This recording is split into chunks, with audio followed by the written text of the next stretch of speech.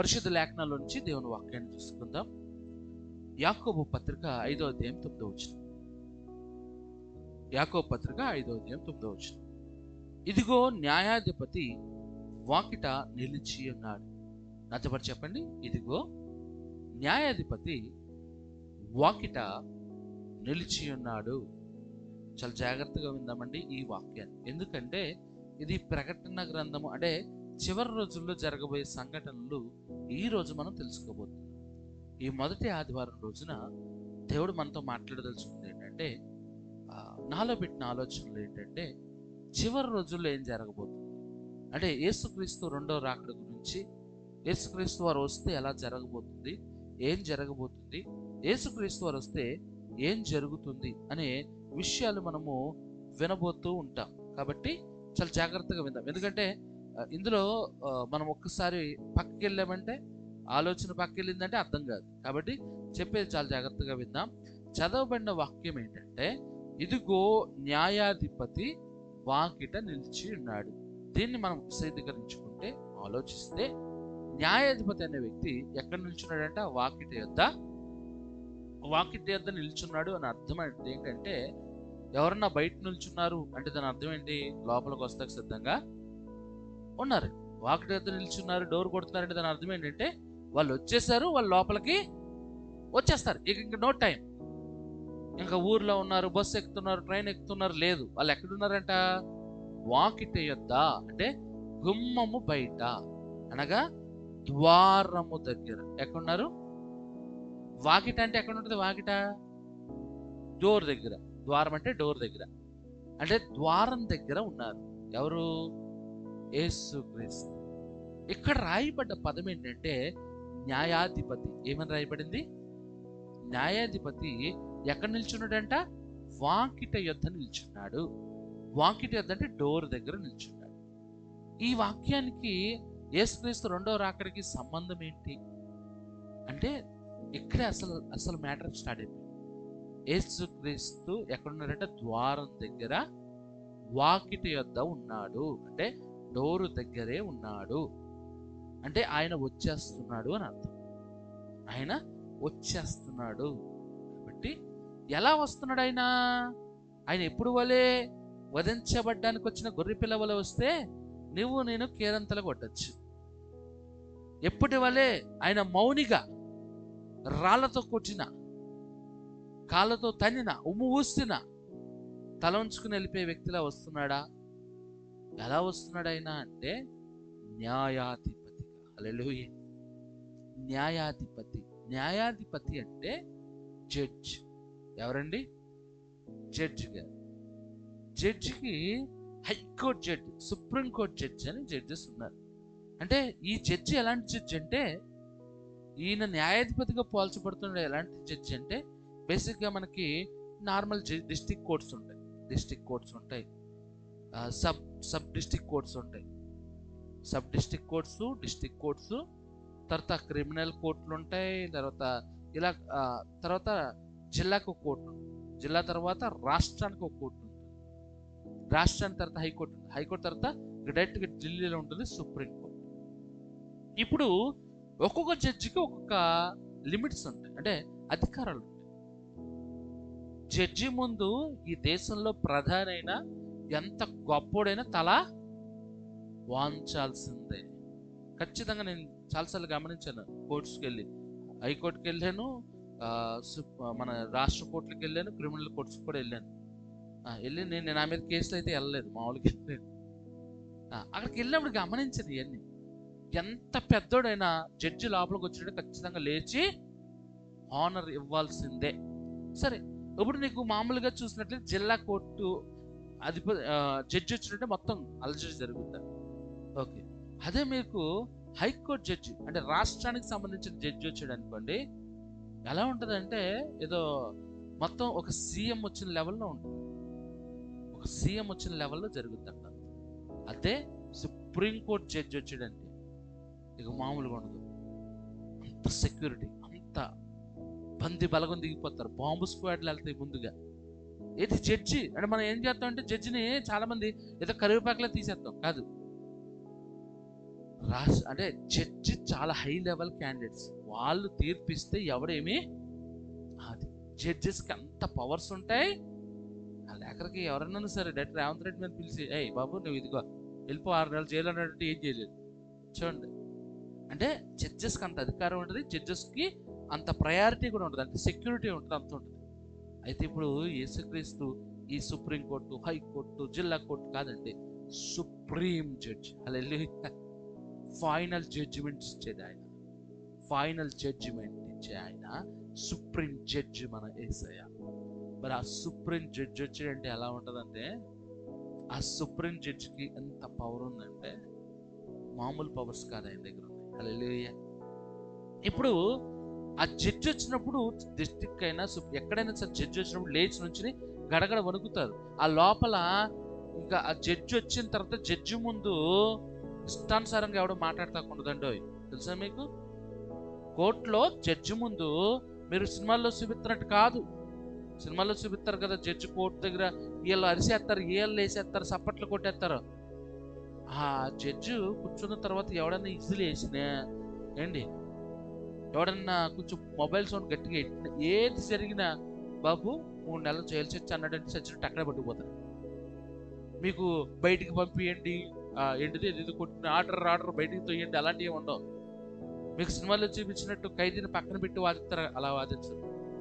Judge అక్కడ కూర్చుంటాడు, చివరి కూర్చుంటాడు, ఎక్కడో నుంచుంటాడు.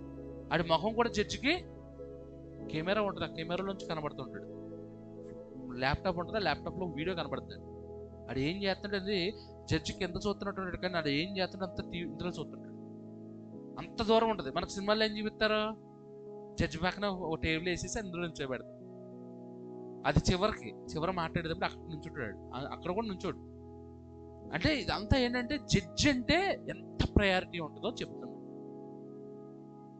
అయితే యేసయ్య రాబోతున్నాడు సుప్రీం జడ్జిగా. ఎక్కడున్నాడంటే ఆయన ద్వారము అంటే వాకిట యొద్ద ఉన్నాడు. ఇప్పుడు మనకు ఎందుకు భయం కలగాలి అంటే, ఇంతకు ముందు ఆయన వధించబడే గొర్రె పిల్లకి వచ్చాడు కాబట్టి భయంలే. మన కొరకు చనిపోవడానికి వస్తున్నాడు కాబట్టి భయం లేదు. కానీ ఇప్పుడు ఎలా వస్తున్నాడో మనం చంపడానికి, ఇప్పుడు భయపడాలా వద్దా? భయపడాలండి. ఇది ఒక డైలాగ్ ఉంటుంది, డైలాగ్ నేను రాశాను అనుకుంటా. ఇప్పుడు బోనులో ఉన్న సింహాన్ని చూసి గొర్రెపిల్ల గంతులు వేయకూడదా? బోన్లో కదా ఉంది అది. బోన్లో ఉన్న సింహాన్ని చూసి గొర్రెపిల్ల గంతులు వేయచ్చు, కానీ సింహాన్ని అడవిలో చూసి గొర్రెపిల్ల గంతులు వేయచ్చా? వేయకూడదు. అలాగే ఇప్పుడు మనమున్న పరిస్థితి లాంటిది. ఆయన బోన్లో లేడు, పదమసింహం వాకిట యొద్ద ఉన్నాడు. అయితే ఇక్కడ ఇంతకుముందు ఈ న్యాయాధిపతి కన్నా ముందు ఆయనకు పోస్ట్ ఉంది. ఇప్పుడు పోస్ట్ మారిపోయింది.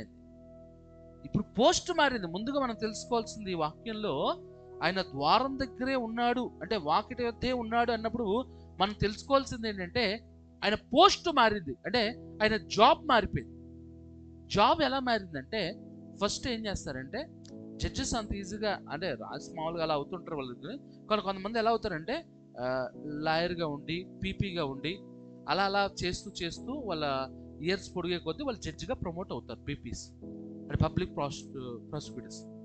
వాళ్ళు పబ్లిక్ వరకు ఏం చేస్తారంటే వాళ్ళు వాదిస్తారు. ఇప్పుడు ఒక వ్యక్తి వెళ్ళాడు అనుకోండి, సార్ నేను ఇలా చేశాను, ఇలా జరిగింది, నేను నా కొరకు వాదించాలంటే వీడి పక్కన అన్యాయం ఉన్నా వీడి పక్కన ఏదున్నా సరే ఏం చేస్తారు జడ్జి ముందు, మా ఓడు దోషి, మా ఓడు నిర్దోషి, మా ఓడు 100% మంచోడండి, మా ఓడు తప్పేమీ చేయలేదండి అని ఎవరు వాదిస్తారు? పీపీ, లాయర్ అంటారు. లాయర్ అనమాట, పబ్లిక్గా వాదించే లాయర్. డబ్బులు పెట్టుకునేవారు. ఈ లాయర్లు అందరూ చాలా వేరు. పబ్లిక్ మళ్ళీ గవర్నమెంట్ లాయర్ వేరే లెవెల్ ఉంటుంది, తెలుసా మీకు? సరే, ఇప్పుడు మనకి కోర్టుల గురించి మనం పక్కన పెడదాం. పీపీ అంటే పబ్లిక్ ప్రాసిక్యూటర్. జడ్జి తర్వాత హై లెవెల్ క్యాండిడేట్ ఈయన కూడా కోర్టులో. ఈయన వచ్చినప్పుడు కూడా చాలా మంది లేచి ఉంచుంటారు. సరే, ఈ పబ్లిక్ ప్రాసిక్యూటర్ ఏం చేస్తారంటే, ఆయన పని ఏంటంటే, లాయర్ గారి పని, ఇదిగో మా ఓడు మంచోడు, మా ఓడు మంచోడు, మా ఓడు మంచోడు, మా ఓడు మంచోడు, మా ఓడు కేసు పడకూడదు, మా ఓడు శిక్ష పడకూడదు అని ఏం చేస్తాడు? వాదిస్తాడు. ఈ పీపీ కాస్త జడ్జి అయ్యాడు. ఈ పీపీ కాస్త ఇప్పుడు ఏమయ్యాడు? జడ్జి అయిన తర్వాత వచ్చిన ఖైదీని చూసి ఈడు మా ఓడు, ఈడు మంచోడు అంటాడా? ఏం చేసావు నువ్వు?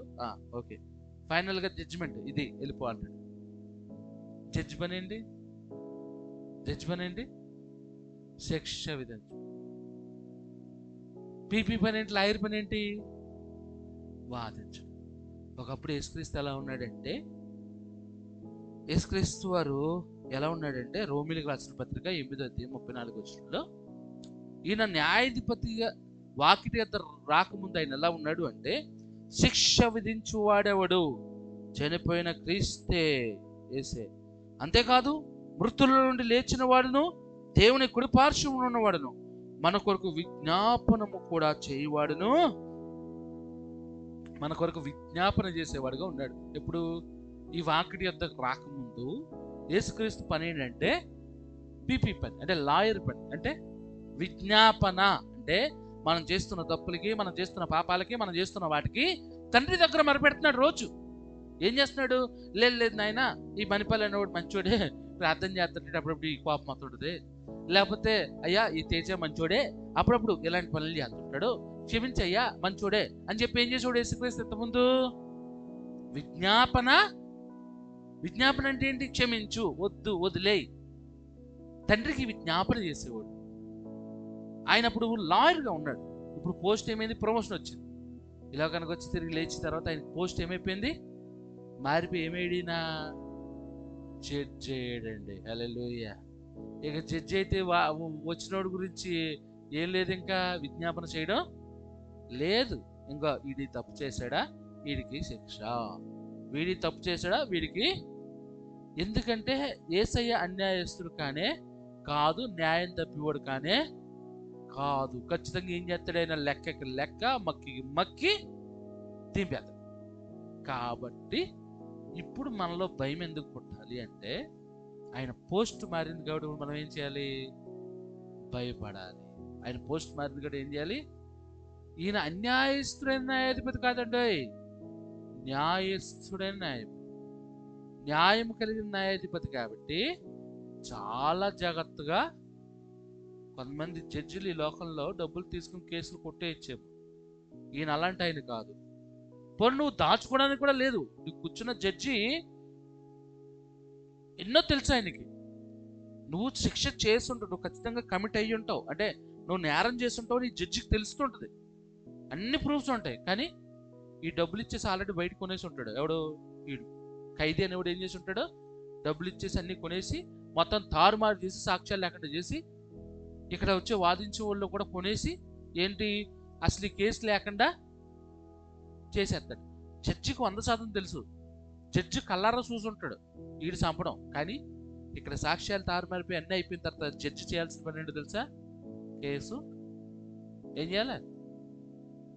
కొట్టేస్తాడండి. నిజం అది. కానీ మన పరలోకపు తండ్రి ఆడి బాధిత్వం, ఈడి బాధిత్వం, వీళ్ళ బాధిత్వం ఏముండదు. స్కానింగ్ తిత్తే, ఎక్స్రే తిత్తే నీ బయట ఉన్న ఎముకలు కనబడ్డట్టుగా నీలో ఉన్న ప్రతి పాపం ఆయనకి కనబడిపోతానే, ఇక తప్పించుకునేది లేదు. ఆయన పోస్ట్ మారింది కాబట్టి మనలో భయము రావాలా? హల్లెలూయా. ఆయన పోస్ట్ మారిపోయిందంట. కాబట్టి ఇప్పుడు మనం తెలుసుకోవాల్సింది ఏంటంటే, ఆయన పోస్ట్ మారిందా లేదా అనేది ఎప్పుడు తెలుస్తుంది అంటే, ఆయన ఎక్కడున్నాడంటే తెలుస్తుంది మనకి.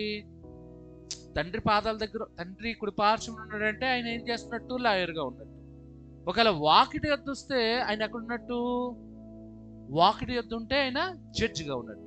ఇప్పుడు మనం తెలుసుకోవాల్సిందంటే, ఆయన తండ్రి కుడి పార్శ్వమున ఉన్నాడా, లేకపోతే వాకిటి యొద్ద ఉన్నాడా? ఎక్కడున్నాడనేది వాక్యమే తెలుస్తుంది. ఎక్కడున్నది అనేది నేను చెప్తాను కాదు, వాక్యంలో చూద్దాం. ఆయన వాకిటి యొద్ద ఉంటే జడ్జి, దేవుని కుడి పార్శ్వమున ఉంటే లాయర్, మనం సేఫ్. ఒకవేళ అది ఎక్కడున్నాడనేది వాక్యంలో చూద్దాం. మత్తయి సువార్త 24:33. మత్తయి సువార్త 24:33. ఆ ప్రకారమే మీరీ సంగతులన్నీ జరుగుట చూచినప్పుడు, అంటే కొన్ని సంగతులు జరుగుతాయంట.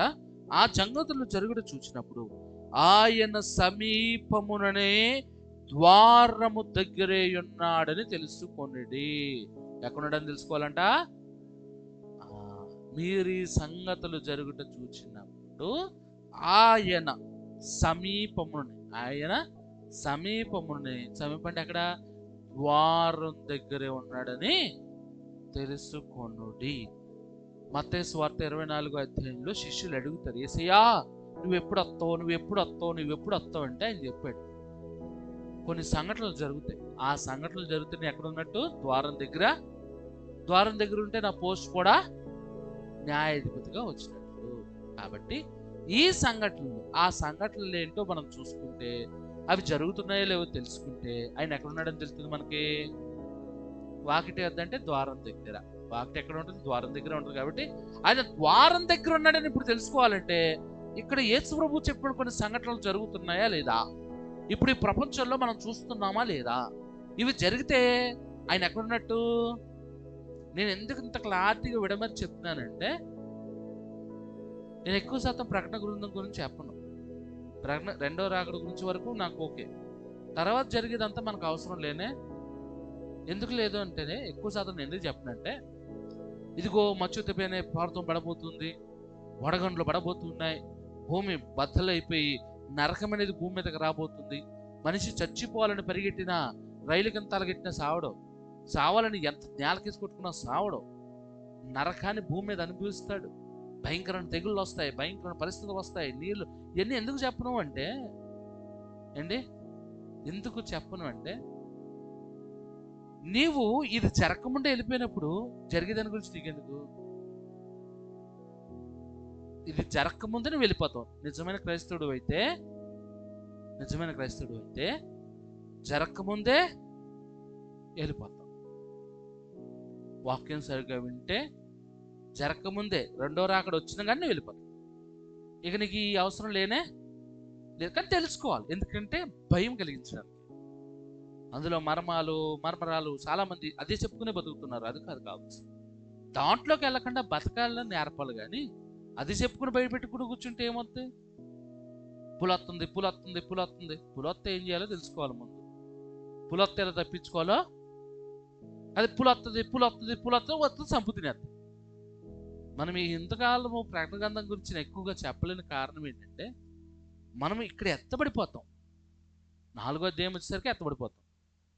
తర్వాత జరిగేదంతా విడవచ్చి పెట్టబడిన వారికి, అందులో మనం కూడా ఉంటామేమో. కాబట్టి ప్రకటన గ్రంథం అంతా నేర్చుకోవాలి, తెలుసుకోవాలి. కానీ ఇక దాంట్లోనే కూర్చోకూడదు. అందుకని ఎక్కువ శాతం టచ్ చేయను, చెప్తుంటే కానీ ఎక్కువ శాతం దాంట్లోకి టచ్ చేయను కారణం అది. కానీ ఈ రెండో రాకడ కొరకు మనం చాలా జాగ్రత్తగా తెలుసుకోవాలి. ఎందుకంటే ఆయన వచ్చాడంటే మనం ల్యాబ్ పెడతాం, లేకపోతే విడబడతాం.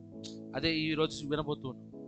కాబట్టి ఆయన ద్వారం దగ్గరే ఉన్నాడంటే ఈ సంఘటనలు జరిగితే కనుక ఆయన ఎక్కడ ఉన్నట్లు. ఏంటి ఆ సంఘటనలు అనేది ఒకటొకటి చెప్పుకుంటూ మనం ముందుకు వెళ్దాం. మొదటి విషయం, మత్తయి సువార్త 24వ అధ్యాయం 5వ వచనం. ఆ పైన సంఘటనలు అంటే మీరు ఈ సంఘటనలు అంటే పైన కొన్ని సంఘటనలు రాసుకొచ్చాడు. ఏంటి ఆ సంఘటనలు అంటే, మొదటిది మత్తయి సువార్త 24వ అధ్యాయం 5వ వచనము, తర్వాత 11వ వచనం చదువుతా. అనేకులు నా పేరిట వచ్చి నేనే క్రీస్తునని చెప్పి పలువురిని మోసపరిచెదరు. అనేకులైన అబద్ధ ప్రవక్తలు వచ్చి పలువురిని మోసపరిచెదరు. మొదటిది ఏంటంటే మోసగించబడతారు. మోసగించబడుతున్నారు. ప్రస్తుతం మనం మోసగించబడుతున్నామా లేదా? క్రైస్తవ లోకంలో మోసగించబడుతున్నామా లేదా? మోసగించబడుతున్నాం. ఎంతగా ఈ క్రైస్తవ లోకంలో మనం మోసగించబడుతున్నామంటే, నువ్వు ఒకవేళ యథాలాపంగా అంటే ఆలోచన లేకుండా ఎవరిదన్నా వాక్యం వింటే ఆ బొట్టలో పడిపోతావు. జాగ్రత్త. చాలా తప్పుడు బోధలు వచ్చాయి ఈరోజు. ఇంతకుముందు కూడా చాలా మంది నేనే క్రీస్తుని చెప్పుకున్న వాళ్ళు చాలా మంది లోకంలో వచ్చారు. ఇప్పటికీ కూడా ఒక్కొక్కడు తిరుగుతున్నాడు అక్కడక్కడ. వాళ్ళు ఏమనుకుంటున్నారంటే నేనే క్రీస్తుని అన్నారు. నేనే క్రీస్తునని చెప్పుకున్న వారు చాలా మంది ఉన్నారు. ఆ రోజు నుంచి ఈ రోజు వరకు కూడా నేనే క్రీస్తునని చెప్పుకుని తిరిగిన వారు కూడా ఉన్నారు. దాదాపు లాస్ట్ క్రిస్మస్కి ఈ ఇక్కడ మన ఇటు కొంపల్లి అటు సైడ్, ఓల్డ్ కొంపల్లి అటు సైడు ఒక ఆమె నేను క్రీస్తునని ప్రకటించుకుంది. ఏమని ప్రకటించుకుంది? క్రీస్తునని ప్రకటించుకుంటే అందరూ నమ్మేసి చాలా మంది వెళ్ళారు తెలుసా. మరి ఏమైపోయిందో తెలియదు. ఆమె యవనస్తురాలే, క్రీస్తునని చెప్పి ప్రకటించుకుంటే చాలా మంది వెళ్ళిపోవడం, చాలా మంది చూడడం ఆవిడ్ని, ప్రవచనాలు చెప్పేది, అది చేసేది, ఇది చేసేది, ఏమని చెప్పుకుని తను తానే క్రీస్తుని ఓకే. ఏమైపోయింది మరి? క్రీస్తు అయితే ఏది కనబడలా, అయిపోయింది ఆ కాలానికి. గడిచిన సంవత్సరం క్రితం మన దగ్గరే చాలా యూట్యూబ్లో రాలేదు, మొత్తం యూట్యూబ్లో వచ్చింది, వాట్సాప్లో ఇగో ఏసు అంట. ఇంకొక దగ్గర మోసగించబడుతుంది ఇలా. ఇంకొక ఆవిడకి పంచగాయాలని ఈ చేతుల్లో నుంచి కాళ్ళల్లో నుంచి రక్తం వచ్చేసేది. ఎక్కడ? 2 చేతుల్లోంచి కాళ్ళల్లోంచి ఏమొచ్చేది తెలుసా? రక్తం వస్తే పరిగెట్టేది అటు ఇటు. ఇది మన ఆంధ్రప్రదేశ్లోనే జరిగింది. అది చూడడానికి తండోపతనాలుగా జనాలు వెళ్ళిపోయారు. యూట్యూబ్లో ఉంది. టీవీ వాళ్ళు వెళ్ళి సైతము, ఈ టీవీ వాళ్ళు అందరూ కూడా, ఇది న్యూస్ ఛానల్ వెళ్ళి కూడా వీడియో తీశారు. చాలా వీడియోలు ఉన్నాయి. ఆవిడ చేతుల్లోంచి ఇక్కడి నుంచి రక్తాలు ఇలా కారిపోతూ ఉండే. యేసు ప్రభువుకి తగిలిన 5 గాయాలని చెప్పి 5 గాయాల్లో నుంచి ఏం కారిపోతుంది? రక్తం కారిపోతూ ఉంటే ఈమెను పట్టుకుని ఏమన్నారంటే యేసయ్యా అన్నారు. చాలా మంది ఈ రోజున తమకు తాము యేసు ప్రభువుని చెప్పుకునే వారు ఉన్నారు. ఒకడు సిలువ వేయించుకుంటాడు. సిలువ వేయించుకుంటే దిగి రాకూడదు, చచ్చిపోవాలా. క్రీస్తు సాక్షి అంటాడు. ఈ లోకం మోసగించబడుతుంది. ఇది నేను క్రీస్తుని చెప్పుకునే వాళ్ళు చాలా మంది ఈ లోకంలో వస్తున్నారు, వస్తారు. దాదాపు గడిచిన కాలంలో క్రిస్టియన్ అయిన ఒక ఆయన వచ్చాడు, క్రిస్ ఓకల్ హ్యామా. చాలా పెద్ద మీటింగ్ జరిగినాయి లాస్ట్ మంత్. ఆయన అద్భుతాలు చేస్తాడు, ఆశ్చర్యకాలు చేస్తాడు, వాక్యం ఉంది, బాగానే ఉంది. కానీ ఆయన తను క్రీస్తుగా ప్రకటించుకోబోతున్నాడు కొద్ది రోజుల్లో. ఇప్పుడు ఎవరైనా సరే, ఇప్పుడు మీ సంఘం కదా, నా సంఘం, నేను మిమ్మల్ని రక్షించుకున్నా అంటే, నేను మిమ్మల్ని ఇట్లా ఈ ఊరికి వచ్చి ఇట్లా చేసుకున్నాను, నేను ఒకవేళ ఆయన దగ్గర చేరాను అనుకోండి, మీరందరూ నా బిడ్డలు ఎవరు? ఆయనకే డైరెక్ట్గా. రానున్న రోజుల్లో ఆయన క్రీస్తుని ప్రకటించుకోవడానికి దగ్గరగా ఉన్నాడు. కొన్ని చేష్టలు అలాగే ఉన్నాయి. నేనే క్రీస్తుని అన్నా అంటాడు, అంటాక రెడీగా ఉన్నాడు. ఈ ప్రపంచం చాలా మంది ఏమంటున్నారంటే నేనే క్రీస్తుని అని చెప్పి వచ్చిన వాళ్ళు ఉన్నారు, పోయారు అందరూ, ఎవరు నిలవలే. ఇంకొకటి అత్యధికంగా మనం తెలుసుకోవాల్సింది ఇక్కడ రాయబడ్డది, అనేకులైన అబద్ధ ప్రవక్తలు వచ్చి పలువురిని మోసపరచెదరు. ఈ రోజు నిజంగా అలాగే మోసగించబడుతున్నాము. చాలా క్రైస్తవంలో చాలా చాలా విధాలుగా వచ్చాయండి. చాలా తప్పుడు బోధలు వచ్చాయండి, తప్పుడు సిద్ధాంతాలు వచ్చాయండి. ఎంత తప్పుడు బోధలు తెలుసా? ఇప్పుడు ఆ తప్పుడు బోధలు అది ఆ ఊరు వరకు, ఆ చర్చి వరకు, వాటి వరకే సరిపోయి. ఇప్పుడు ఈ సోషల్ మీడియా రావడం ద్వారా ఇప్పుడు నేను వాక్యం చెప్తాను, సోషల్ మీడియాలో పెడతా. ఇది సరైన వాక్యం అయితే పర్లా, ఒకవేళ ఇది అబద్ధ వాక్యం అనుకో, దీన్ని విన్నవాడు కూడా నిజమని నమ్మచ్చు. కానీ ఇందులో వాక్యంలో ఉన్నదే మనం చెప్తూ ఉంటాం. ఇప్పుడు సోషల్ మీడియా రావడం వల్ల క్రైస్తవం పరువు పోతుందండి. దేవుడు పరువు పోతుంది. అసలు ఎంత దిక్కుమాలిన వీడియోలు పెడుతున్నారు కొంతమంది, అసలు ఎంత దిక్కుమాలిన వీడియోలు పెడుతున్నారు అంటే, ఒక ఆవిడ అంటుంది, ఈ మధ్య కొత్తగా పాపులర్ అయింది. ఆమె ఏమంటదంటే, ఏసీ అంట ఇంటికి వచ్చేస్తారంట. ఇక చెప్పలేం, ఆవిడ చెప్పినట్టు చెప్పలేంలే. ఆవిడ చెప్పినట్టు చెప్తే నన్ను తిడతారు చూసేటోళ్ళు. ఆవిడ ఇంటికి వచ్చేస్తారంట, వాళ్ళ పిల్లలు వెళ్ళిపోగానే వస్తారంట. అదే అలా చెప్పకూడదు, చెప్పే పద్ధతి ఉంటుంది. వాళ్ళ పిల్లలు వెళ్ళిపోగానే వేసి వచ్చేస్తాడు. ముందురాడా?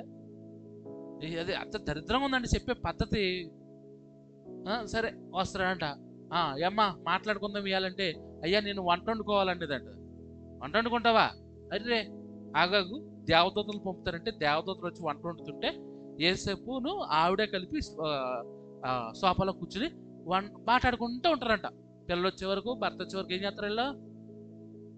అమ్మ, ఇది అబద్ధం కాదు, ఇది సత్యం. రోజు ఇది జరుగుద్ది. ఈ రోజు ఏం జరుగుద్దంట? హల్లెలూయా. ఎంత పరువు తీసేస్తున్నారు తెలుసా? ఎంత పరువు తీసేస్తున్నారు తెలుసా? యేసు ప్రభు దేవుళ్ళ నమ్మేవాళ్ళు ఉన్నారండి. ఇలాంటి పిచ్చి పిచ్చి మాటలు నమ్మేవాళ్ళు కూడా. అమ్మగారు అయిపోయింది ఆవిడ. ఏమైపోయింది? అమ్మగారు అయిపోయి ఇప్పుడు మళ్ళీ ఇంకో వీడియో పెట్టింది మన మధ్య. నేను చెప్తే నిజం కాదా? దేవుడు దావీదుతో మాట్లాడలేదా? దేవుడు ఆదాముతో మాట్లాడలేదా? దేవుడు నాతో కూడా మాట్లాడుతున్నాడు. వీటిని నమ్మే వాళ్ళు కూడా మోసగించబడుతున్నారు.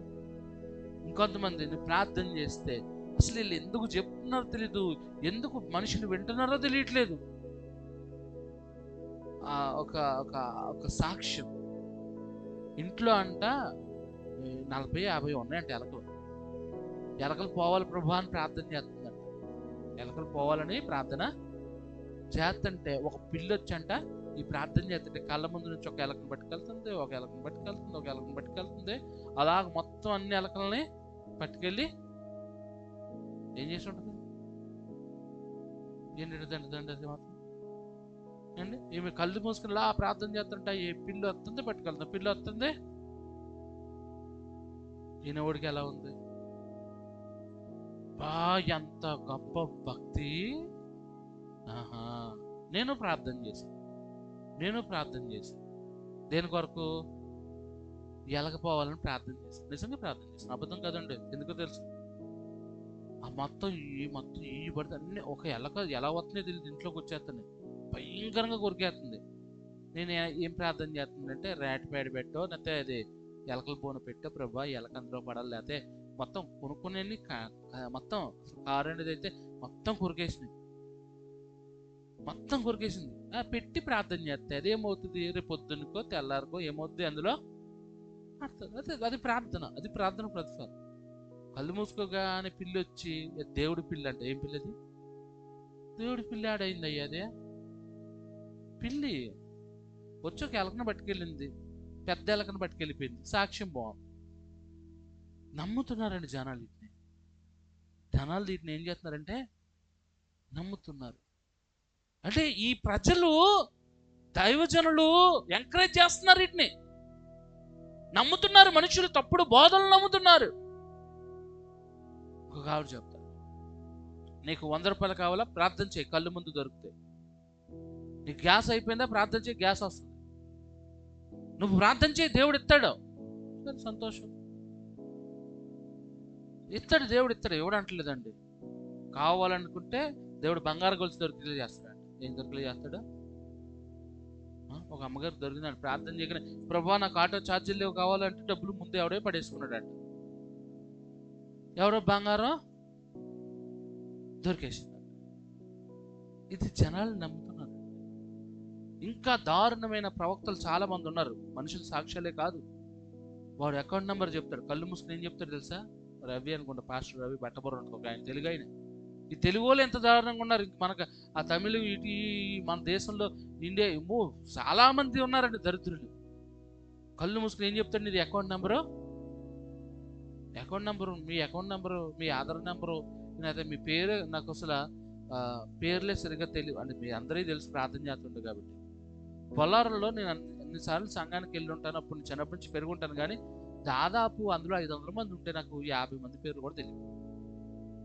ఎందుకంటే నాకు అంత అవసరం లేదు. కానీ ఈయన ఏం చేస్తాడంటే చర్చకు వచ్చిన వాళ్ళది అకౌంట్ నెంబర్ ఏం చెప్తాడండి? అకౌంట్ నెంబర్ చెప్పి దేవుడు నీకు 5,000 అయిపోతున్నాడు. ఎంత అయిపోతున్నాడు? నేను దేవుడికి ఎంత తక్కువ? 4 అంటాడంటే 500 వేస్తాడు. దేవుడికి తక్కువ 5,000? 1 కోటి రూపాయలు ఇవ్వచ్చుగా, చెప్పండి. పోనీ ఈ అకౌంట్ నెంబర్ చెప్పే ప్రబుద్ధుడే అంటే మంచోడే, ఈయన అకౌంట్లోనే దేవుడు 10 కోట్లు వేయచ్చుగా. ఎందుకు ఆ చిన్న రూమ్లో ప్రార్థన? ఎందుకు ఆ చిన్న గదిలో ప్రార్థన? జనాలు నమ్మి దండోపతండాలుగా ఎక్కడికి వెళ్తున్నారు? అబద్ధ ప్రవక్తలు. అంటే ఈ మోసగించబడుతుంది క్రైస్తవ లోకం. అంటే ఆయన ఎక్కడున్నట్టు? వాకిటి వద్ద నుంచి భయపడాలి. ఈరోజు మనం అంటే మనకు తెలియకుండా ఏంటంటే మోసగించబడుతున్నాం. అమ్మా తేజ అనే ఒక దైవజనుడు వచ్చి, అంటే పేరు డెట్టుగా చెప్తున్నాను ఎందుకంటే ఆయన చేసే పనులు అలాగే ఉంది. వేరే మన ప్రవీణ్ బెల్లంపల్లి ప్రవీణ్ గారిని కాపీ కొట్టి వచ్చాడు బయటికి. సేమ్ అదే స్టైల్లో అదే పద్ధతిలో వచ్చి ఎదిగాడు, తప్పేంలే. దేవుడు ఎదిగింపు చేశాడు, తప్పలేదు. కానీ గర్భఫలం రావాలంటే అట్టుపొలికి ప్రార్థన చేసేవాడు, పేర్లు పెట్టి లేపడం. ఎందుకండి పేర్లు పెట్టి? దేవుడు తెలియని వ్యక్తి పేరు నీకు చెప్పినప్పుడు ఆ సమస్యను తొలగించగలుగుతాడా లేదా? మరి ఎందుకు తొలగించబట్టలేదు? ఎందుకు జరగట్లేదు? మనుషుల్ని మభ్యపెట్టడానికి, మనుషులకు తెలియక. నేను చాలా మంది పెద్ద పెద్ద దైవజనుల మధ్యలో వచ్చి చూసి వచ్చిన వాడిని. వాళ్ళు ఎన్నో గొప్ప కార్యాలు చేసిన వాళ్ళు, కానీ వాళ్ళు ఎంతలో ఉండాలో అంతలో లిమిట్లో ఉన్నారు. వాళ్ళు కావాలనుకుంటే ఆ రోజుల్లోనే చాలా గొప్ప దైవజనులు అయిపోవాలి, కానీ వాళ్ళు ఎంతలో ఉండాలి అంతలోనే. ఎవరైనా ఏ పాస్టర్ గారైనా కళ్ళు మూసుకుని వాక్యం చెప్తున్నాడంటే ఆయన దగ్గర వాక్యం లేదని నమ్మండి అంతే. దేవుడు నడిపిస్తున్నాడు మాత్రం. చాలా మంది కళ్ళు మూసుకుని వాళ్ళకి ఏం తెలియదు, ఏది గుర్తురాదు, ఏదోటి చెప్పాలి. కళ్ళు మూసుకుని ఇప్పుడు పిల్లలు అడిగి రానప్పుడు ఏం చేస్తాడు? కళ్ళు మూసుకుని అది అది అంటాడు. కళ్ళు తెరుచుకుని చెప్పాలి వాక్యం, కళ్ళు తెరిసేలా ఉండాలి వాక్యం. నువ్వే కళ్ళు మూసుకుంటే అవతలోడు ఏం చేస్తాడు? ఇప్పుడు నేను చూడగలుగుతున్నాను కాబట్టి మీరు వింటున్నారో పడుకుంటారో తెలుస్తుంది. నేనే కళ్ళు మూసుకొని చెప్పాను అనుకో, పాస్టర్ గారు వాక్యం వేరే వరకు కళ్ళు తెరవడం, మన ఫోన్లో ఏదో సినిమా చూసుకొచ్చని పెట్టుకుంటే హెడ్ ఫోన్స్ పెట్టుకుని నాకేమైనా పడుతుంది? ఈ లోకము మోసగించబడుతుంది. ఎంత భయంకరమైన బోధలు వచ్చినాయి అంటే మనుషులు మనం ఆకర్షించబడతాం. అక్కడికి వెళ్తే అద్భుతాలు జరుగుతాయి, అక్కడికి వెళ్తే ఆశ్చర్యకార్యాలు జరుగుతాయి, అక్కడికి వెళ్తే ఉఫ్ అంటే పడిపోతారు. ఏమంటే పడిపోతారు? వస్తున్నారు దైవజనులు ఉన్నారా లేదా? అలాగే ఉఫ్ అంటే పడిపోతారు. దేనికి పడిపోతారు? ఏముందని పడిపోతారు? దేనికి పడేస్తున్నారు వీళ్ళు అసలు? ఈ క్రిష్ ఒకల్ హ్యామ్ వచ్చాడు కదా, మన వచ్చాడు, ఆయన పడేయడంలో నెంబర్ 1. ఈ స్టేజ్ మీద మన పెద్ద పెద్ద పాస్టర్లో సతీష్ కుమార్ గారు సపరేట్గా కలిసి వచ్చేసాడులే. సతీష్ కుమార్ గారు ఫ్యామిలీతో వెళ్ళి సపరేట్గా హోటల్లో కలిసి వచ్చేసాడు. కానీ మనం చెప్పుకునే పెద్ద పెద్ద పాస్టర్లు అందరూ కూడా, పిజే స్టీఫెన్ పాల్ గారు రాలేదు, కానీ పెద్ద పెద్ద బెల్లంపల్లి ప్రవీణ, ఆమాదేవి, పెద్దోళ్ళు అందరూ వెళ్ళారండి. ఒక్కొక్కడు 10 సార్లు పడుతుంది ఒక్కొక్కరు. అంటే పాస్టర్ మిమ్మల్ని పడేస్తున్నాడు అనుకోండి, మీలో శక్తి లేదు. పాస్టర్ ఎప్పుడు పొందాడండి? బెల్లంపల్లి ప్రవీణ్ గారు 10 సార్లు పడిపోయాడు. రాజమండ్రి థామస్ దహించి అగ్ని, అది 10 సార్లు పడిపోయాడు. ఎందుకు పడిపోతున్నావు? దేనికోసం పడిపోతున్నావు? ఏం తగిలి పడిపోతున్నావు నువ్వు? పాస్టర్ గారు మరి పడిపోతున్నారు కదా, మరి అందులో ఏంటి అంటే, అందులో ఏముందంటే, నేను ప్రార్థన చేసినా పడతారు, మీరు గట్టిగా ప్రార్థన చేస్తే పెడతారు, పడరంటలేదు. ఒకసారి ప్రార్థన పెట్టాం, ఒకసారి ఇప్పుడు ఫస్ట్ స్టార్టింగ్లో తైలాభిషేక ప్రార్థన పెట్టాను. ఫస్ట్ అప్పుడు ఆ అక్కడ ఇంట్లో మొత్తం దాదాపు చాలా మంది పడిపోయారు. ఆ రోజు అనుకున్నాను ఇంకెప్పుడు అలాంటి ప్రార్థన, పడిపోయే ప్రార్థన చేయకూడదు, లేవనెత్తే ప్రార్థన. నేను దయ్యం ఉంటే పడిపోతా ఆటోమేటిక్గా. నేను పడిపోను, అప్పుడు కూడా నేను పడిపోను, పట్టుకుంటాను. కానీ ఈ రోజున పడిపోయేవాడి దగ్గర ఏముంది? పడిపోయేవాడి దగ్గర ఏముంది? శక్తి. అక్కడ పరిగెడుతుంది చాలా పేర్లు చెప్పి మరి ప్రార్థన ఏం చెప్పి మరి, నీ పేరే తెలియనప్పుడు దేవుడు నాకు పేరు చెప్పాడంటే నీకు స్వస్థ ఇవ్వడానికి సమర్థత ఉందా లేదా? ఉంది. ఎన్ని ఎన్ని ఎన్ని ఎన్ని దారుణమైన సంఘటనలు జరుగుతాయి ప్రపంచంలో. దానికి ఆకర్షించబడు. వాక్యం చెప్తున్నారా? ఎల్లు. వాక్యం చెప్తున్నారా? ఎక్కడికైనా వెళ్ళు. వాక్యం చెప్పబడుతుందా? వెళ్ళు, విను, తప్పులేదు. కానీ అద్భుతాల కొరకు, ఆశ్చర్యకార్యాల కొరకు, పేర్లు పిలవడం కొరకు, కింద పడిపోవడం కొరకు ఎలానే వెళ్ళొద్దు. అక్కడ పడిపోతే ఇంకా లెగవో. మోసగించబడుతున్నారు చాలా మంది అబద్ధ ప్రవక్తలు వచ్చి ఈరోజు క్రైస్తవ సంఘాన్ని ముక్కలు చేస్తున్నారండి. క్రైస్తవ సంఘాన్ని ముక్కలు చేసి తీసుకెళ్ళి అక్కడ వాక్యం ఉండదు, పాడు ఉండదు, వాక్యం ఉండదు, ఏముండట్లేదు. తప్పుడు విధానంలో క్రైస్తవ్యాన్ని తీసుకుని స్వస్థతలు చెప్పుకొని పక్కకు తీసుకుపోతున్నారు సంఘాన్ని.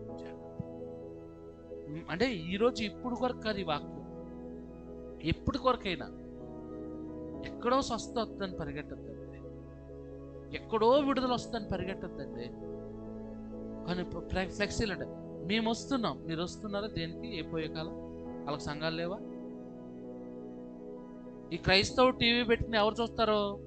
ఒక అన్యుడు క్రైస్తవ టీవీ శుభవార్త పెట్టుకుని రోజు వింటాడా? ఎవరంటారు చెప్పండి? ఎవరంటారు? మేము సువార్త ప్రకటిస్తున్నాం. ఏం సువార్త ప్రకటిస్తున్నాం? మొహం వినేదే క్రైస్తవులు. వాళ్ళని ఏమని పిలుస్తావు నువ్వు? దశంభాగం వేసే, నీ దశంభాగం, నీ కానుకలు వేసే, ఫోన్ నెంబర్లు. ఎవరు చూస్తారు నీ వీడియో? అన్యుడు ఎవడని చూస్తాడా? వాళ్ళు వేరే సంఘానికి వెళ్ళే వాళ్ళు, వాళ్ళు అక్కడ కానుక ఇవ్వకుండా నీకు చాలా మంది కానుకలు పంపిస్తుంటారు. హల్లెలూయా. మోసగించబడుతుంది క్రైస్తవ ప్రపంచం. జాగ్రత్త. ఒకవేళ నువ్వు మోసపోయి తప్పుడు విధానంలోకి వెళ్ళిపోయావు అనుకో, తర్వాత దేవుడు అయ్యో చుచ్చు నువ్వు మోసపోయావా అర్రే అండవు, తప్పు నీదే. జాగ్రత్త. హల్లెలూయా. మోసగించబడకుండా మిమ్మల్ని చూసుకున్నట్టుంది యాకోబు పత్రికలో దేవుడు రాస్తాడు. మిమ్మల్ని మీరు మోసగించుకోనకుండా చూసుకున్నాడు, ఎందుకంటే దేవుడు వెక్కిరింపబడడు. నువ్వు మోసపోతే నీ ఇంట్లో వాళ్ళు అంటే అయ్యో అన్నట్టు దేవుడు అండవు, ఆయన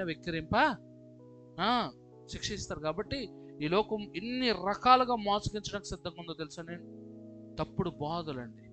ఇంకొకటి చెప్తాను, సంఘం లేని వాళ్ళు చెప్పే వాక్యాలు ఎక్కువైపోయినాయి ఈ రోజున.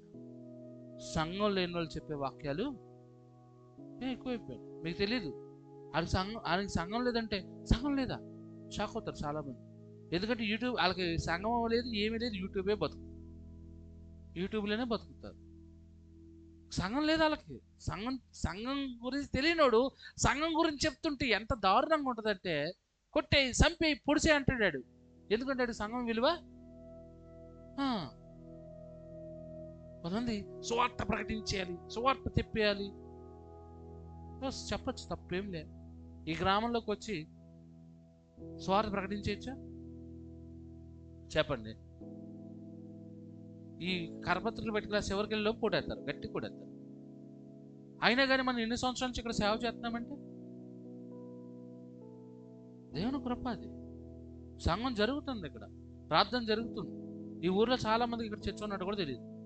అయినా కానీ మనం ఎంతమంది కలిపి కూర్చుంటున్నాం, ఆరాధన క్రిస్మస్లో ఎంతమంది కలిపి కూర్చుని ఇంత పెద్ద ఆరాధన చేసినప్పటికీ సంఘం ఉందా లేదా కూడా ఊర్లో చాలా మందికి. అయినా కానీ మెల్లమెల్లగా ఏదో చేయగలుగుతున్నాం. పద్ధతి ఉందండి, ప్రతిదానికి ఒక పద్ధతి, ప్రాసెస్ ఉంది. అలా ఏదో అంటే ఈ రోజున అంటే చాలా తప్పుడు బోధలు వస్తున్నాయండి. దాని నుంచి మనం కాపాడుకోవాలి. అవి ఆకర్షిస్తాయి. అవి ఏం చేస్తాయి? హైపర్ గ్రేస్ అనేది ఒకటి ఉంది, వస్తుంది, ఇండియాలో జరుగుతుంది ఆల్రెడీ. ఈ ఒకళ్ళు హేమ కానీ వాళ్ళ శిష్యులు కానీ ఇంకొంతమంది ఉన్నారు. హైపర్ గ్రేస్ అంటే ఒకసారి నువ్వు రక్షించబడ్డ తర్వాత, వినండి, ఒకసారి నువ్వు రక్షించబడ్డ తర్వాత, యేసు ప్రభువుని తెలుసుకున్న తర్వాత నువ్వేం చేసినా పరలోకానికి వెళ్తావు. ఏం చేసినా ఎక్కడికి వెళ్తావు? ఆ వాక్యం నేను తర్వాత రోజు రేపు చెప్తాను, వచ్చేవారం, ఎందుకంటే సమయం లేదు. నువ్వు ఒక్కసారి రక్షించబడితే ఏం చేసినా ఎక్కడికి వెళ్ళిపోతావు? చర్చకి అక్కర్లేదు, రావచ్చా? చర్చ ఎందుకు? కానుక లేదు, చర్చ లేదు, పాపంలో మునగచ్చు, తాగొచ్చు, తిరగచ్చు. ఇంకా నీకు ఏం చేసుకుని లైసెన్స్, పాపం చేసుకుని ఏమి ఇస్తున్నట్టు లైసెన్స్. ఏమని? పాపం చేసుకోరా, నువ్వు పరలోకానికి వెళ్తావు, లైసెన్స్ తీసుకుందిగో. ఇది గనక ఈ క్రైస్తవ లేకుండాకి వస్తే క్రైస్తవ సగం నరకానికి పోతుంది. ఎందుకంటే ఇక చర్చ ఎందుకండి? చర్చ అవసరం లేదు. ఎందుకు లేదు? నువ్వు నమ్ముకున్నావు, ఇక చర్చకి వెళ్ళాలా? తప్పుడు బోధలు చాలా రాబడుతున్నాయి, తప్పుడు బోధలు చాలా వస్తున్నాయి. నిజంగా తప్పుడు, ఎంత తప్పుడు. ఒక ఆయన కాలేజీ ప్రొఫెసర్ అంట, ప్రిన్సిపల్, పెద్ద కాలేజీ నడుపుతున్నాడు ఆయన అంటే అందరూ ఉనికిపోతున్నారు. ఆయనతో దాదాపు 4 గంటలు కూర్చొని మాట్లాడాడు. 4 గంటలు కూర్చొని మాట్లాడితే పాప అన్నాడు తప్ప ఏం మాట్లాడలేకపోతున్నాడు పాప. ఎందుకంటే వాళ్ళు నమ్మే సిద్ధాంతం చాలా తప్పు. నమ్మే సిద్ధాంతం చాలా తప్పండి.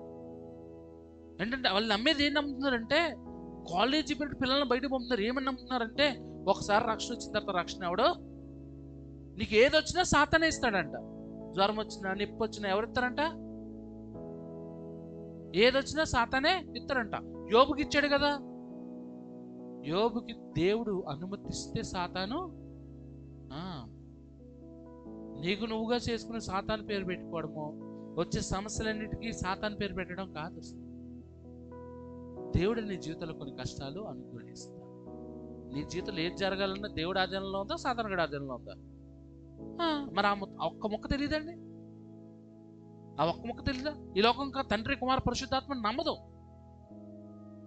కొంతమంది యేసు ప్రభువుని నమ్మరు, క్రైస్తవులే యెహోవాయే దేవుడు అంటారు. కొంతమంది యేసు ప్రభువుని నమ్మట్లేదు ఈ రోజుకి, మరియమ్మతే దేవత అంటున్నారు కొంతమంది. ఈ లోకం చాలా మంది చాలా రకాలుగా ఆరోగ్య మాత, రహదారుల మాత. ఏ మాత? ఎక్కడుంది తెలుసా రహదారుల మాతని?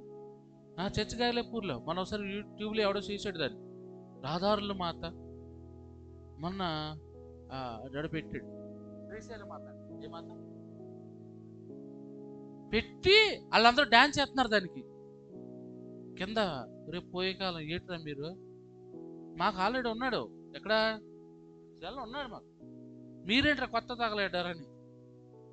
ఆరోగ్య మాతని ఎన్ని మాత్రం వచ్చేసాయో. యేసు ప్రభుకి మాత్రం ఏ పేరు ఒకటే యేసయ్య. అంటే నువ్వు గనక ఈ నమ్మేవనుకోండి ఏమైపోతావు తెలుసా? జాగ్రత్త. ఈ లోకం మోసగించబడుతుందంటే ఆయన ఎక్కడున్నట్టు? వాకిట యొద్దే నిలబడ్డాడు. ఇంకో విషయం కూడా చెప్తాను నేను. మత్తయి సువార్త 24:6. మరియు మీరు యుద్ధములను గూర్చి యుద్ధ సమాచారముల గురించి వినబోదురు. మీరు కలవరపడకుండా చూచుకొనుడి, ఇవి జరగవలసి ఉన్నవి కానీ అంతం వెంటనే రాదు. ఇక్కడ చూడండి, యుద్ధాలు జరిగిపోతున్నాయి అంట్లా. యుద్ధాల గురించి వింటారు. వింటున్నావా లేదా? మీరు న్యూస్ పెట్టండి, 30 నిమిషాల న్యూస్లో ఏం చెప్తున్నారు? రష్యా ఉక్రెయిన్ వార్, ఇజ్రాయేలు పాలస్తీనా వార్, ఇరాన్ వార్. ఎన్ని యుద్ధాలు జరుగుతున్నాయి మన చుట్టూ తెలుసా? మనకి ఓన్లీ మన పాకిస్తాను, మన ఇండియానే. మనకేంటి ఎప్పుడు యుద్ధం అన్నా ఎక్కడ మనకు గుర్తొచ్చేది? పాకిస్తాను. అక్కడ కూడా యుద్ధాలు జరుగుతున్నాయి. చైనా ఇండియాకి యుద్ధం జరుగుతూనే ఉంది. తెలియట్లేదు మనకు పైన అంతర్గతంగా. వింటున్నాం ఈ రోజున. ఎందుకంటే ఇది ఎలా ఉంటుందంటే, ఒకప్పుడు యుద్ధాలు రాజ్యానికి కొట్టుకు చచ్చేటోళ్ళు. ఇంతకుముందు యుద్ధాలు ఎలా ఉండి పక్క రాజ్యం ఈ రాజ్యం కొట్టుకు చచ్చారు. ఇప్పుడు అలా లేదండి. ఎక్కడో ఇజ్రాయెల్కి ఎక్కడో ఇరాన్కి పెద్ద యుద్ధం జరిగిందంటే అది మన మీద కూడా ఇంపాక్ట్ ఎలా పడుతుందంటే, ఎక్కడ గొడవ పెట్టుకున్నా మొత్తం తగలెట్టిపోద్ది. ఈ రోజుల్లో ఎక్కడో తగలెట్టుకున్నా మొత్తం తగలెట్టిపోద్ది. ఎలా ఉందంటే, దానికి అమెరికా సపోర్ట్ చేస్తుంది, దీనికి రష్యా సపోర్ట్ చేస్తుంది, దానికి వేరే సపోర్ట్ చేస్తాయి, దీనికి యుఏఈ కంట్రీ అంటే ఖత్తరు, దుబాయ్ ఈ సపోర్ట్ చేస్తాయి ఇరాన్కి, పాలిస్తీనాకి. ఇవన్నీ చేస్తే చైనా చేస్తుంది. ఇవన్నీ చేస్తే మనము దేనికి చేయాలా? ఇజ్రాయెల్కి. ఇవన్నీ సహాయాలు చేసుకుంటే యుద్ధమే. వీడు మన మీద వేస్తారు, మనమే. ఈ యుద్ధమే జరగబోతుంది రానున్న రోజుల్లో. కాబట్టి యుద్ధాన్ని గురించి వింటూనే రోజు కొత్త వినండి. కొత్త ఆయుధాలు పుట్టుకొచ్చినాయి, ఈ కొత్త ఆయుధాలు వస్తున్నాయి, ఈ కొత్త ఆయుధాలు ఇలా ఈరోజు తీసుకొచ్చారు. న్యూస్ పెడితే ఇవే. ఈ ప్రయోగాలు చేశారు ఇక్కడ, ఈ ప్రయోగాలు ఎలా చేశారు ఇక్కడ.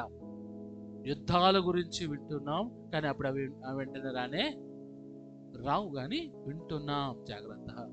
అంటే యుద్ధాల గురించి వింటున్నాం, చాలా జాగ్రత్తగా చూస్తే మనం గమనించవచ్చు. రోజుకో యుద్ధం, రోజుకో దగ్గర యుద్ధ వాతావరణం ఏర్పడుతూనే ఉంది. కాబట్టి యుద్ధాల గురించి వింటున్నాము అంటే ఆయన ఎక్కడున్నట్టు? మొదటి ప్రపంచ యుద్ధం జరిగింది, కొన్ని లక్షల మంది చచ్చిపోయారు. రెండో ప్రపంచ యుద్ధం జరిగింది, కొన్ని లక్షల మంది చచ్చిపోయారు. మూడో ప్రపంచ యుద్ధం జరిగితే కోట్ల మంది చచ్చిపోయారు. రెండో రాకట్లో జరిగేవి ఇయే. రెండో రాకట్లో దేవుడు వడగండ్లు అన్నాడు, కొండలు అంటున్నాడు. ఇవన్నీ ఏంటో తెలుసా? కొండ ఆకాశం నుంచి పడదు. ఒక కొండలాంటి అనుభవం వచ్చి పడ్డదంటే మొత్తం దేశమే పడ్డది. ఒకప్పుడు గంత కాల్చుకునేవారు, ఒకప్పుడు ఫస్ట్లో రాళ్ళు ఇసురుకునేవారు, తర్వాత బాణం వచ్చింది. బాణంతో ఎంతమందిని చంపచ్చు? తర్వాత ఏమొచ్చింది? గన్ వచ్చింది, గంత ఒకరిని చంపొచ్చు. తర్వాత ఏమొచ్చింది? చిన్న చిన్న బాంబ్స్ వచ్చింది. ఆ బాంబు వేస్తే చుట్టుపక్కల ఉండాలి తెచ్చు. ఇది పెరిగి ఇప్పుడు ఒక్క బాంబుతో ఒక దేశాన్ని లేపేసే బాంబ్స్. ఆ బాంబు వేస్తే బాంబుతో చచ్చేటోళ్ళ కన్నా దాని నుంచి వచ్చే విశ్వాయువులు చచ్చిపోతారు. మొత్తం చాలా మంది చచ్చిపోతారు. యుద్ధాల గురించి వింటున్నాం. ఈసారి యుద్ధం వస్తే అసలు మిగిలేదే లేదు. కాబట్టి జాగ్రత్తగా ఉండాలి మనం. అయితే 2 విషయాలు విన్నాం, ఇంకా విషయాలు జరుగుతున్నాయి, అవి కూడా విందాం. ఇప్పుడు వరకు, ఈ రోజు వరకు అయితే విన్న దాంట్లో మోసగించబడుతున్నామా లేదా? రెండోది, యుద్ధాల గురించి వింటున్నామా లేదా? అంటే ఆయన ఎక్కడున్నట్టు? ఇంకా చాలా ఉన్నాయి, అవి కూడా తెలుసుకుంటే క్లారిటీ వచ్చింది. ఎందుకు ఈరోజు నువ్వు విన్న వాక్యాన్ని బట్టి భయం తెచ్చుకో సార్. ఎందుకంటే మోసగించబడకుండా నేను కాపాడు. యుద్ధాల గురించి వింటున్నావు, భయపడకు. ఈ 2 జరుగుతున్నాయంటే ఆయన ద్వారం దగ్గరే ఉన్నాడు. ఆయన ద్వారం దగ్గరే ఉన్నాడు అంటే ఆయన ఆయన పోస్ట్ మారిపోయింది కాబట్టి చాలా జాగ్రత్తగా ఉండాలి. ఉంటేనే దేవుడు మనల్ని ఆశీర్వదిస్తాడు, పరలోకానికి తీసుకెళ్తాడు. లేదంటే ఎప్పటి వల్లే మన జీవితాలు పతనానికి వెళ్ళిపోతాయి. కాబట్టి జాగ్రత్త. దేవుడు మనల్ని లేపడానికి ఈ లోకానికి వచ్చాడు, పరలోకానికి తీసుకెళ్ళడానికి ఈ లోకానికి ఆయన పైన ఆయన కంప్లీట్ చెప్పింది. ఆయన జడ్జిగా రాబోతున్నాడు. జాగ్రత్త. పాపం చేయకుండా మనం సరిగ్గా చూసుకుని ముందుకి కొనసాగించుకుందాం. ఈ వాక్యం ద్వారా మనకి పనులు చేయను గాక. కళ్ళు మూసుకుందాం, ప్రార్థన చేసుకుందాం. పరిశుద్ధుడా, ప్రేమేడా తండ్రి, నీకు వందనాలయ్యా. నువ్వు మాతో మాట్లాడే దేవుడు అయ్యి ఈరోజు నువ్వు మాతో మాట్లాడినందుకు నీకు వేలాది వందనాలు. నీకు స్తుతులు స్తోత్రములు అర్పిస్తున్నావు. ఆయన నిజంగా నువ్వు మాతో మాట్లాడు. నువ్వు ద్వారం దగ్గరే ఉన్నావు. నువ్వు ఇప్పుడు ఈ న్యాయాధిపతిగా ఉన్నావు. అయినా నేనైతే నీ ముందు ఈరోజు దోషిగా నిలబడ్డాను. నాలో పాపాలు తోలుకోవచ్చు, నాలో ఉన్న ప్రతి పాపం తోలుకోవచ్చు, పరిశుద్ధపరిచి ఆయన నాలో భయం తెచ్చి దేవయ్యగా మేము మోసగించబడుతున్నాం. ఈ లోకల్ ఎంత దారుణంగా మోసగించబడుతున్నారు మాటల ద్వారా. నైనా వినకూడనివి ఎన్నో రకాలుగా సాతానుడు కొత్తవి పుట్టించుకొస్తున్నాడయ్యా. మోసగించడానికి కొత్తవి తీసుకొస్తున్నాడయ్యా. వాటి విని లోకముగా మేము మోసపోతున్నామేమో క్షమించయ్యా. మేము ఒకవేళ మోసగించబడుతున్నామో క్షమించిన ఆయన దేవా, ఈ మోసగించబడేవారుగా మేము ఉండకూడదయ్యా. మాకు జ్ఞానం తెచ్చే, వాక్య జ్ఞానం తెచ్చేసి వాక్యానుసారం ఇది ఉందో లేదో చూసుకున్నట్టుకు సహాయం తెచ్చు దేవా. తండ్రి మమ్మల్ని నీ సన్నిధిలో నిలబెట్టుకుని పరలోకానికి తీసుకుపోయే మార్గంలో నువ్వు ఉన్నట్లు మమ్మల్ని బలపరచు. రెండో రాకడలో నీతో ఉండే భాగ్యం మాకు అనుగ్రహించు. యేసు నామమున తండ్రి.